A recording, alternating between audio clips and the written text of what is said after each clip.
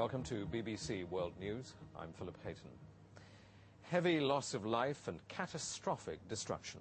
That's the scene on the streets of New York after the United States suffers what many are saying is the worst attack on the country since Pearl Harbor. A huge operation is underway to find survivors from the wreckage of both towers of the World Trade Center in New York. They collapsed after hijacked airliners with passengers on board were flown into them. The 47-story Salomon Brothers building, situated very close to the World Trade Center, has also just collapsed. And part of the Defense Department, the Pentagon near Washington, continues to burn after another hijacked airliner plunged into it.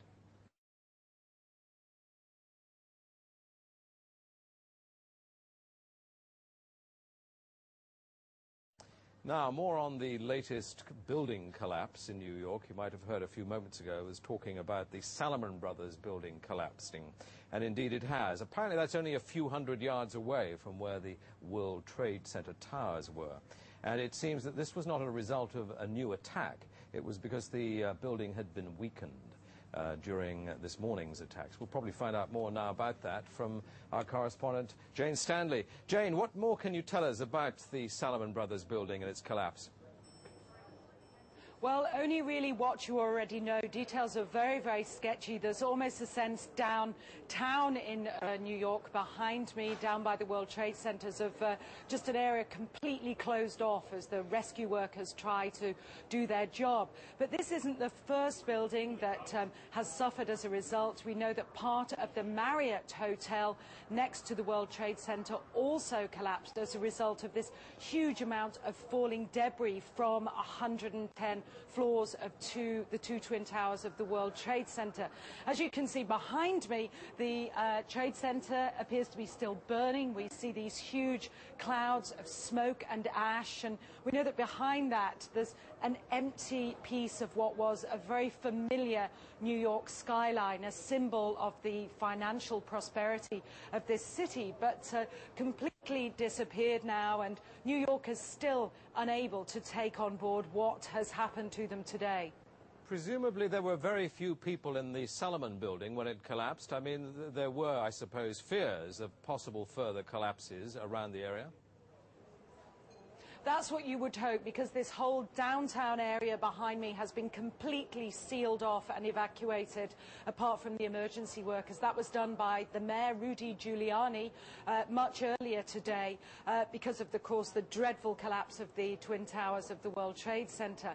But New York, very much a city still in chaos. The phones are not working properly, the subway lines are not working properly, and we know that down there near the World Trade Center there are 3 schools that are being turned into triage centers for emergency treatment. And I know that over in New York Harbor, where the famous Statue of Liberty is, there's a field hospital where 1,500 people are being treated, and we have heard, though it's unconfirmed as yet, that 100 New York City police officers have been taken there as well for treatment, but we do need to confirm those figures for the officers. It's now, what, some 8 hours since the attacks. Is there any estimate yet available of the number of casualties in the World Trade Center?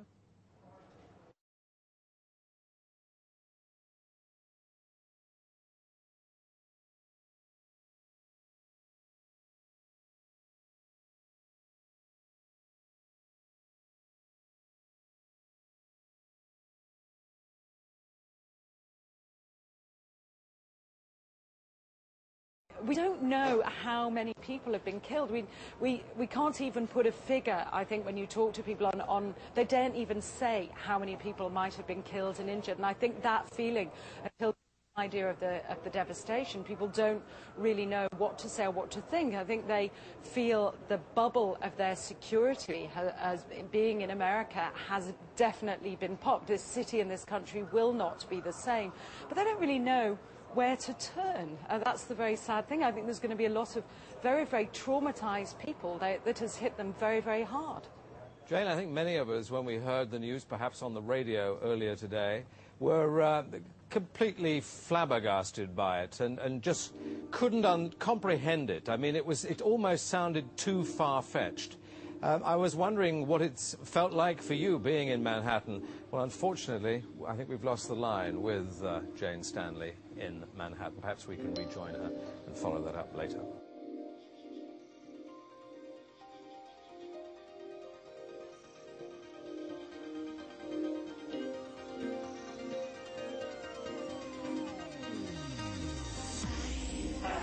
I remember getting a call from the fire department commander telling me that they were not sure they were going to be able to contain the fire. And I said, you know, we've had such terrible loss of life. Maybe the smartest thing to do is pull it. And they made that decision to pull, and then we watched the building collapse.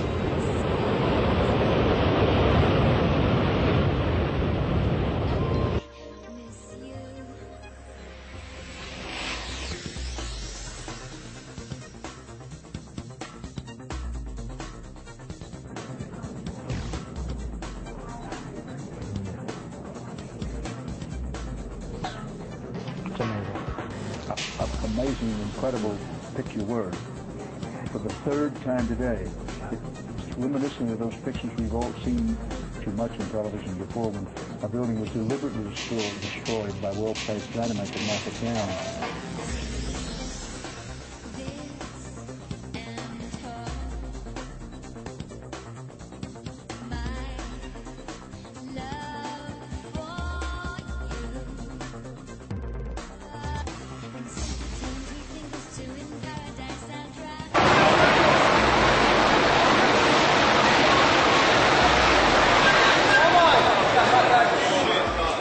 Gone, man.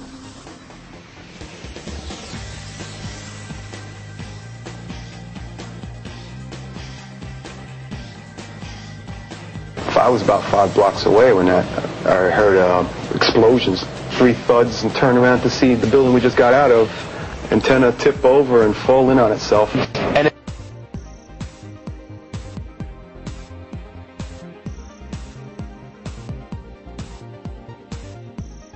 started like it sounded like gunfire, you know, bang, bang, bang, bang, bang, and then all of a sudden 3 big explosions.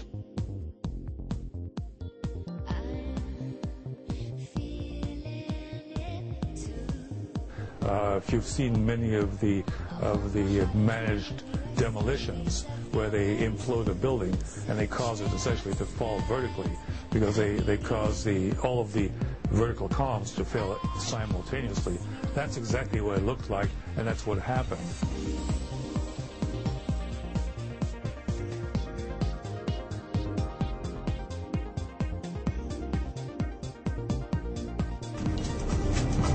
I mean, it was like a cruise missile with wings. Went right there and slammed right into the Pentagon. Huge explosion, great ball of fire, smoke started billowing out.